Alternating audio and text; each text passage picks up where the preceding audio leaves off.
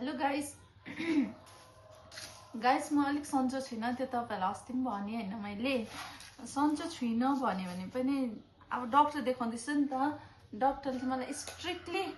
यस्तो जंक फुडहरु है नखानु भनेको छ हैन यस्तो झालमुरीहरु यस्तो पिरो अमिलो नखानु भनेको छ नि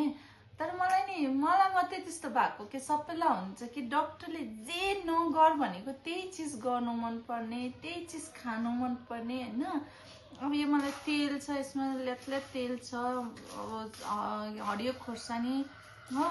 धुलो खोर्सानी सबै छ नि त्यसमा कुरकुरे हैन बदामहरु प्याज त राम्रै हो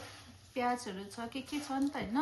अनि त्यस्तो खानु मन पर्छ अब जे चाहिँ नखा भन्छ त्यो चाहिँ मलाई किन खानु मन परेको हैन अब दूधको चिया नखा भनेको छ दूधको चियै खानु मन पर्छ फिक्का पनि मन पर्दैन हो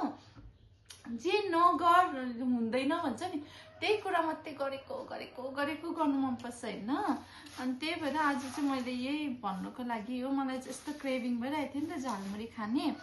अन्त पुरा खानु मन परेको अस्तिदेखि अनि सन्चो नभएर पनि होला है अन्त यो चाहिँ मैले अहिले झालमुरी म आफै बनाएको